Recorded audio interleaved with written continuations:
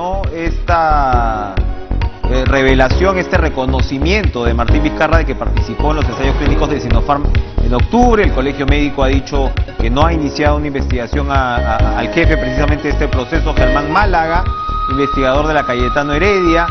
El Congreso de ahí ha dicho que no va a censurar a Pilar Mazzetti. Hay rumores con respecto a qué va a pasar, ¿no?, con la ministra de Salud cuando comienza este proceso de vacunación tan importante.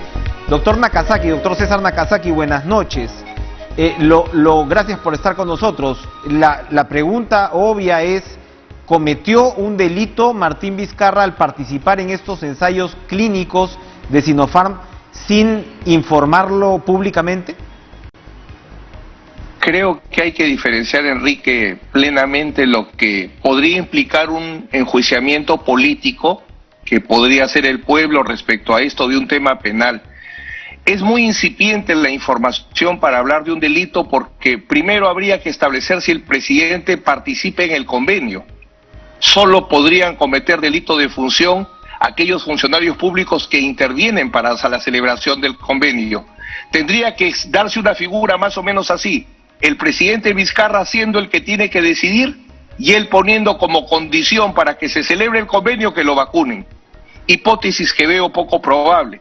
Por eso es que a este nivel no veo ninguna justificación para hablar de un tema penal, a diferencia de los casos de Richard Cisneros y de las obras públicas por el gobierno regional de Moquegua, donde sí se justifica investigaciones como las hay.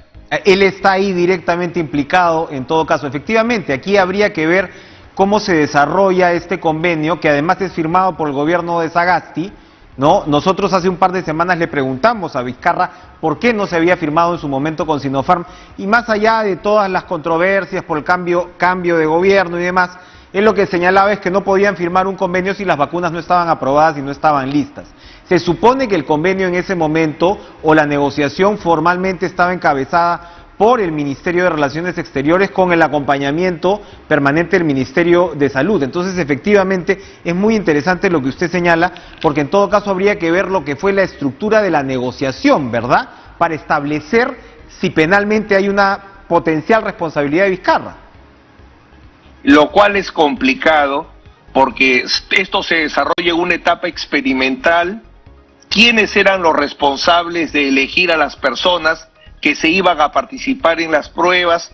Me parece que ese tipo de decisiones no se da a nivel del presidente. Como repito, la única hipótesis penal se podría construir a partir que él hubiese condicionado la celebración de algún convenio a ser vacunado. Y no creo que esa hipótesis, como repito, se haya dado. Su destino penal, como señalo, está en otros casos. No me parece en este caso. Ahora, la Contraloría ha ido identificando algunos tipos de problemas con esta vacunación, que como lo señalábamos con nuestros entrevistados anteriores, no se trata tampoco de ser pinchaglobos. En realidad acá todos nos tenemos que pinchar, más que ser pinchaglobos, pero se está encontrando algún tipo de irresponsabilidad, por ejemplo, en la distribución de ciertas vacunas, direcciones regionales de salud. Se está vacunando a gente que no debería estar siendo vacunada, porque si hablamos de la primera línea, se están denunciando muchos casos y la Contraloría ya ha encontrado evidencia puntual de que se está vacunando a quien no se debería. ¿Esto, por ejemplo, podría constituir un tema delictivo eventualmente? Creo que en las actuales circunstancias, en este tiempo de pandemia que vivimos, como toda actividad, la justicia penal debe tener oportunidad. Creo que en este momento todos los mecanismos de control deben operar en función de que la política de vacunación se concrete. Las investigaciones penales jamás pueden convertirse en obstáculos para que la política de salud que necesitamos para enfrentar la pandemia avance. Yo, como vuelvo a señalar, primero, no veo elementos iniciales, porque las acciones de control, entiendo, son concurrentes. Lo que está haciendo la Contraloría en este momento es detecta fallas para hacer funcionar. No creo que la Contraloría esté con informes especiales para formular denuncias penales, ¿no? Muy bien.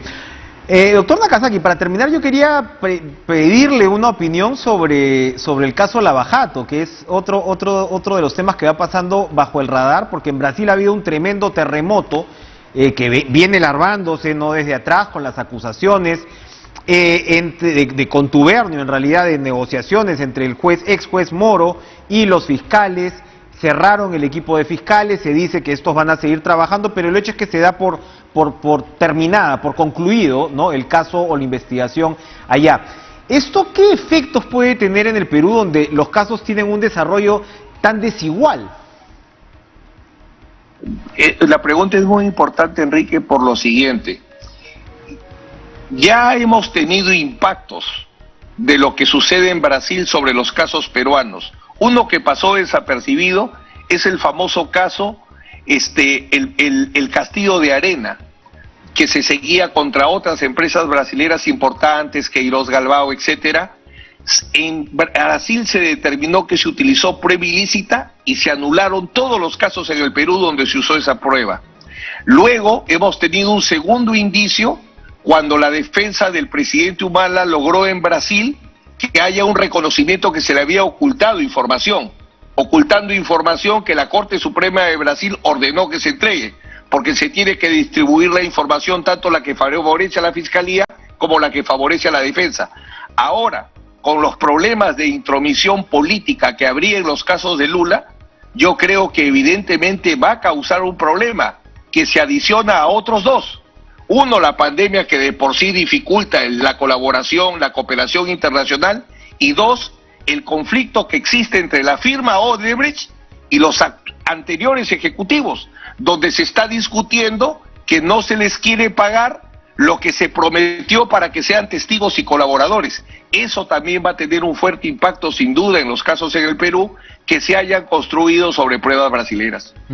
Efectivamente, en un momento se supo lo que Barata iba a cobrar, bueno, creo que el concepto era una reparación en Brasil, o era una negociación directa con la empresa, con Odebrecht, para que él fuera colaborador. ¿Cómo era la figura con Barata, que es el hombre que nos interesa en todo caso?